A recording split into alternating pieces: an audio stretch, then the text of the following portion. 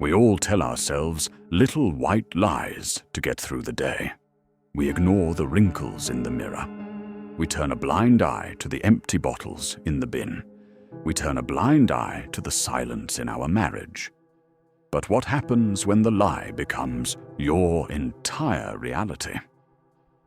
In this story, a man decides to swim home across his wealthy neighborhood. He thinks it is a sunny Sunday afternoon.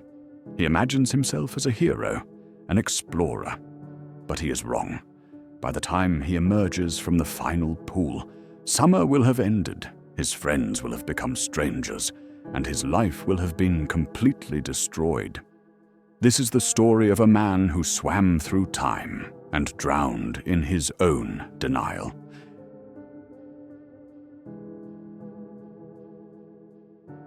It was a perfect midsummer day. Neddy Merrill sat by a pool, drinking gin. He was not a young man, but he felt young. He had a beautiful wife and 4 beautiful daughters, not to mention high social standing. He felt limitless. He looked out across the affluent suburbs of Westchester. He realized something.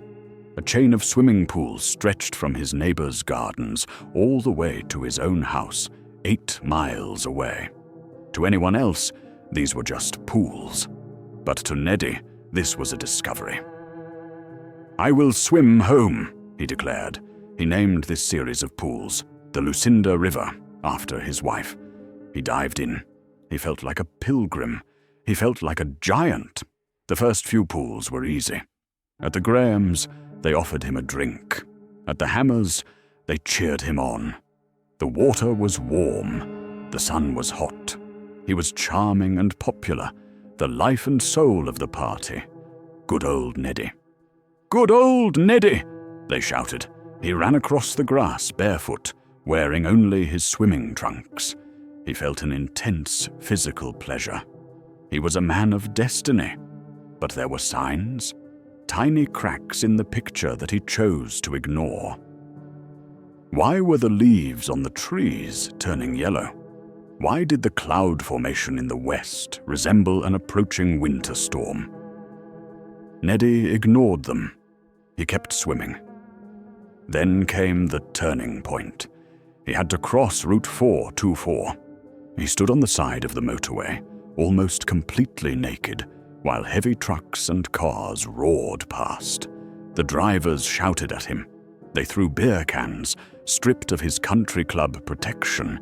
Here he was, just a ridiculous, aging man in a bathing suit. He finally crossed the road, but something had changed. The air was colder.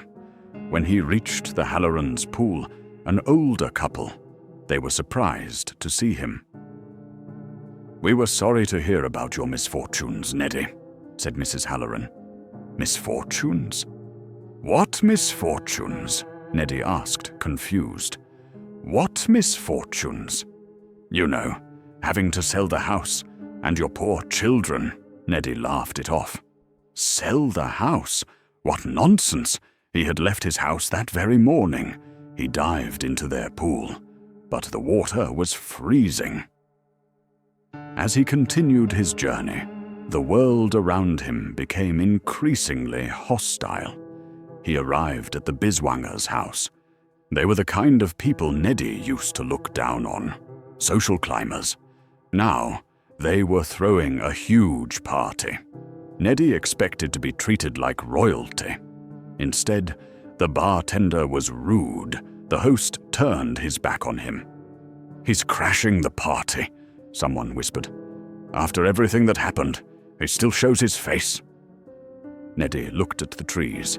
They were bare, no leaves. Strange, he thought. Did I miss autumn? How could the trees be bare in July? He was shivering uncontrollably now. His body felt heavy. The gin was wearing off. He reached the house of his former mistress, Shirley Adams. He thought she would offer him warmth, love, and a drink. Instead, she looked at him with pure disgust. "What do you want?" she asked. "I'm swimming home," Neddy stammered. I need a drink."